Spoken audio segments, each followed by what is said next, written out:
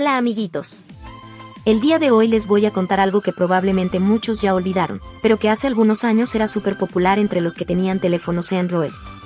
Estamos hablando de la época entre 2006 y 2015, cuando los celulares empezaban a ponerse más inteligentes y la gente quería hacer cosas nuevas con ellos. Pero había un problema, los teléfonos tenían muchas limitaciones. Algunas aplicaciones no funcionaban bien, el sistema estaba bloqueado y muchas funciones estaban restringidas por las compañías. Pero obviamente, Internet hizo lo suyo.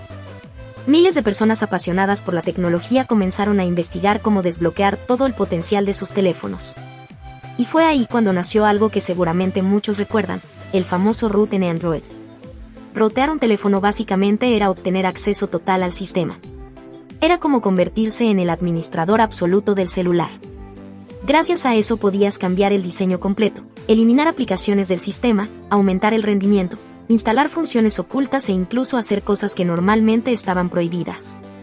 En esos años, esto se volvió casi una moda para los amantes de la tecnología. Había tutoriales por todos lados, programas especiales y hasta comunidades completas dedicadas a modificar teléfonos Android. Aunque claro, no todo era perfecto. Porque también existían riesgos. Si hacías algo mal, podías dejar tu teléfono completamente inutilizable. Además, muchas aplicaciones empezaron a detectar el root y bloquear ciertas funciones por seguridad. Y aunque hoy en día ya no se habla tanto de esto, durante muchos años fue una parte súper importante de la historia de Android y de toda una generación de personas que querían llevar sus teléfonos al límite. Muchos creen que el root nació con Android, pero la verdad es que todo comenzó antes, con Apple. Cuando Apple presentó el primer iPhone en 2007, prácticamente cambió la industria completa. El teléfono se veía futurista, elegante y totalmente diferente a cualquier cosa de esa época. Pero había un detalle que rápidamente empezó a molestar a muchos usuarios: el sistema estaba completamente cerrado. Apple controlaba prácticamente todo lo que podías hacer. No podías instalar aplicaciones externas, modificar el sistema ni personalizar casi nada. Incluso cambiar algo tan simple como un icono era imposible. Y mientras más restricciones ponía Apple, más personas querían romper esos límites. Así fue como apareció el primer jailbreak. La idea no era destruir el teléfono ni hacer algo ilegal. Lo que la gente quería realmente era tener libertad sobre un dispositivo que habían comprado. Muchos comenzaron a preguntarse, ¿por qué no puedo usar mi propio teléfono como yo quiera? Un año después, en 2008, apareció Android. Y Android llegó prometiendo algo totalmente distinto. Un sistema más abierto, más flexible y con mucha más libertad para el usuario. Podías instalar aplicaciones externas, mover archivos y modificar ciertas cosas sin tantas limitaciones. Comparado con el iPhone, parecía revolucionario. Pero con el tiempo la gente descubrió algo importante. La verdadera libertad todavía tenía límites. Las partes más profundas del sistema seguían protegidas. Podías entrar a ciertos archivos, pero cuando intentabas modificar algo importante aparecía el clásico mensaje: permiso denegado. Y aquí es donde entra algo clave en toda esta historia. Android está basado en Linux. Y dentro de Linux existe un usuario especial conocido como root. El usuario root básicamente tiene control absoluto del sistema. Puede acceder a cualquier archivo, cambiar configuraciones internas y ejecutar comandos sin restricciones. El problema era que los teléfonos Android venían configurados para que tú fueras solamente un usuario normal, sin acceso a esos permisos de administrador. Entonces llegó un teléfono que terminaría cambiándolo todo. El HTC Dream. Lanzado en 2008, fue el primer teléfono Android comercial de la historia. Y apenas salió, desarrolladores y entusiastas comenzaron a estudiarlo obsesivamente para descubrir hasta dónde podían llevar el sistema. En ese momento un sitio se volvió extremadamente importante: AXJ Developers. La comunidad de ese foro ya tenía experiencia modificando dispositivos con Windows Mobile desde años antes. Pero cuando Android apareció, entendieron inmediatamente el potencial que tenía. Y así comenzaron los primeros experimentos. Scripts caseros. Comandos extraños. Tutoriales peligrosos. Métodos inestables. La gente hacía literalmente cualquier cosa con tal de conseguir acceso root y obtener control total de sus teléfonos. Pero había un problema. En esos años ningún método era realmente seguro. A veces funcionaba. Y otras veces, el teléfono simplemente moría. Uno de los primeros teléfonos Android, el HTC Dream, escondía un fallo inesperado. Su teclado físico podía lanzar comandos del sistema que nunca debieron funcionar.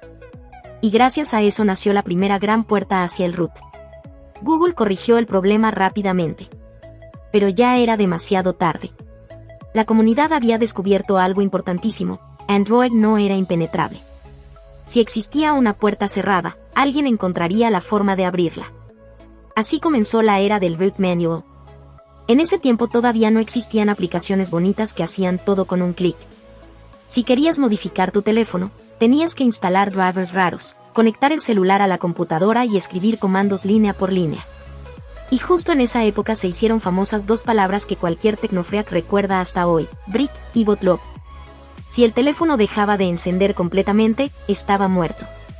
En internet se decía que había quedado briqueado, convertido en un ladrillo inútil. Pero si todavía encendía, tampoco estabas a salvo. El verdadero alivio llegaba hasta que aparecía la pantalla principal. Porque siempre existía el riesgo del temido bootloop. El teléfono mostraba el logo, se apagaba, volvía a encender, y repetía el ciclo infinitamente. Si veías un bootloop, sabías que tu noche iba a ser muy larga. Pero cuando finalmente Android arrancaba correctamente, todo el esfuerzo valía la pena. Porque en 2009 la mayoría hacía root por tres razones principales. La primera era el almacenamiento. Los teléfonos tenían tan poco espacio que instalar WhatsApp, Facebook y uno o dos juegos prácticamente llenaba toda la memoria. Entonces la comunidad encontró una forma de engañar al sistema para que creyera que la tarjeta SD era memoria interna. Y de un día para otro podías instalar muchísimas más aplicaciones. Además, ya que tenías root, también podías borrar todas esas aplicaciones basura que venían preinstaladas de fábrica. La segunda razón eran las capturas de pantalla. Antes de Android 4.0 ni siquiera existía un botón para hacer screenshots. Si querías tomar una captura, solo había dos opciones: conectar el teléfono a una computadora o tener el teléfono roteado. Algo tan simple hoy, en aquel entonces era prácticamente un lujo. Y la tercera razón era compartir internet. Aunque hoy parezca absurdo, muchas compañías cobraban un extra simplemente por activar tethering. Pero con root podías saltarte esa limitación completamente. Hasta ese momento, rotear seguía siendo algo difícil, arriesgado y reservado para los más valientes. Pero entonces llegó una revolución. Las herramientas de un clic. Aplicaciones como Super OneClick o Z4 Root cambiaron absolutamente todo. Conectabas el teléfono. Presionabas un botón que decía root. Esperabas un par de minutos. Y listo. Sin códigos. Sin comandos. Sin miedo. Millones de personas entraron de golpe al mundo del root. Y con ellas comenzó la edad de oro de Android. Aparecieron herramientas legendarias como Titanium Backup, Greenify, AdeAway y Viper 4 Android. Aplicaciones capaces de ahorrar batería, eliminar publicidad, mejorar el sonido o incluso hacer overclock al procesador. Y para controlar todo eso existía SuperSU. Con esa aplicación eras tú quien decidía qué apps podían usar permisos root y cuáles no. En ese momento, rotear dejó de ser algo exclusivo para expertos. Cualquiera podía hacerlo. Pero la comunidad siempre quería más. Ya no queríamos solo controlar Android. Queríamos controlar todo el teléfono. Y así llegó la época dorada de las custom ROMs. La gente borraba completamente el Android de fábrica para instalar sistemas creados por la comunidad. La reina absoluta fue CyanogenMod. Una ROM tan rápida y limpia que muchas veces funcionaba mejor que el propio Android oficial. Después llegaron Paranoid Android, AOKP y muchas más. Y mientras más libertad conseguíamos, más empezaron a preocuparse Google y las grandes empresas. Entonces llegaron los golpes contra el root. Primero aparecieron aplicaciones bancarias bloqueadas. Netflix bajando calidad de video. Pokémon Go detectando el root automáticamente. Después Samsung lanzó Knox, una protección física dentro del teléfono que se activaba permanentemente si modificabas el sistema. Perdías garantía. Samsung Pay. Y varias funciones importantes para siempre. Parecía el principio del fin.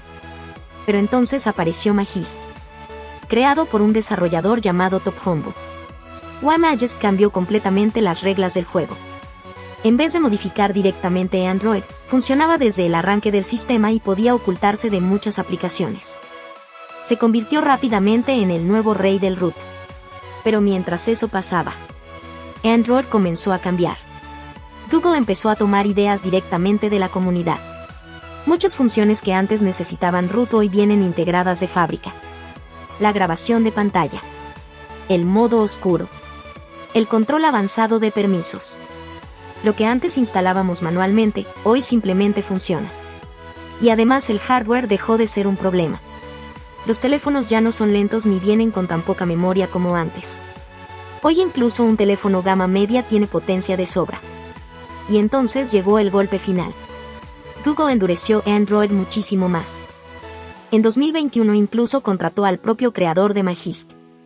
Y ese mismo año apareció Play Integrity, un sistema de seguridad muchísimo más agresivo que revisa incluso partes del hardware del teléfono para verificar que todo sea genuino. El root había recorrido un camino muy claro. Primero nació buscando libertad. Después evolucionó buscando más funciones.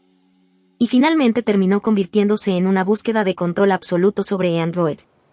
En 2012 roteábamos porque Android se sentía limitado y estábamos dispuestos a romper la garantía con tal de tener un teléfono realmente usable. Hoy ocurre exactamente lo contrario. Android funciona tan bien de fábrica, que el costo del root muchas veces ya no vale la pena. Pierdes pagos por NFC. Fallan aplicaciones bancarias. Netflix deja de verse en HD. Pero aunque hoy casi nadie lo necesite, el root dejó una huella enorme en la historia de Android.